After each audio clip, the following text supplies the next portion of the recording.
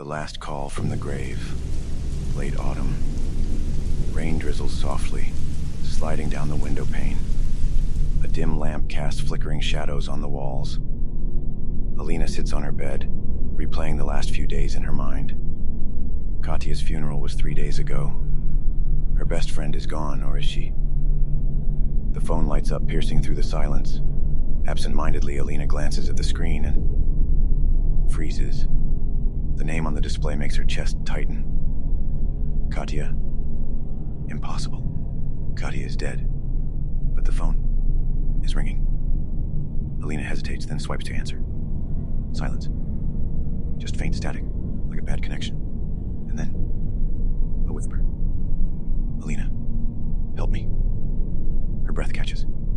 She jerks her hand away, the phone slipping to the floor. That was Katia's voice.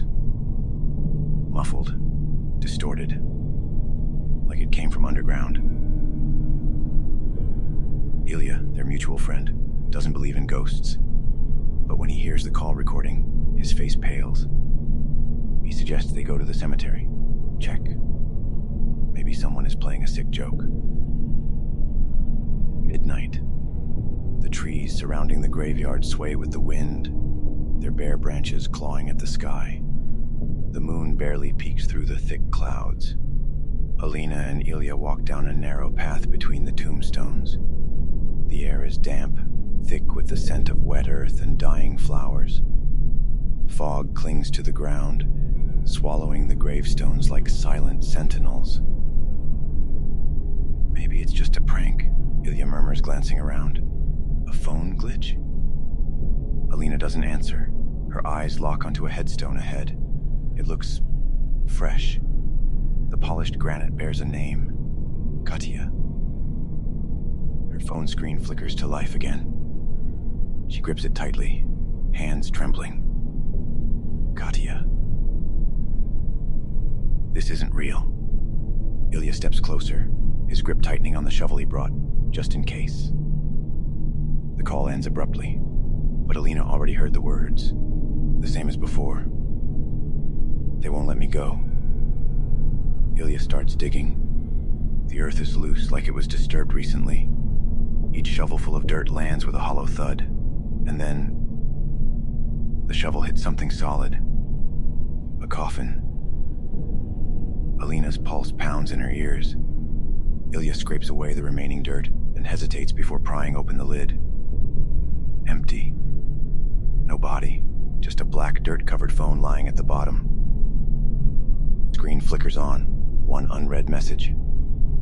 Alina, hands shaking, lifts the phone and reads the message. I'm alive. Save me. The next day they go to the police. The story sounds insane, but when the authorities exhume the grave, coffin is indeed empty. No body, no explanation. That night, Alina tries to sleep, but she can't. Every creak in her apartment feels louder. The shadows in the corners seem darker. And then, the phone vibrates again. She doesn't want to look, but her hands move on their own. Katia, why didn't you help me? Alina drops the phone. Her breath comes in ragged gasps. She knows this isn't over. Ilya suggests they dig deeper, look for clues. Something doesn't add up. If Katia's body isn't in the grave, then where is it? They return to the cemetery the next night. The air is colder.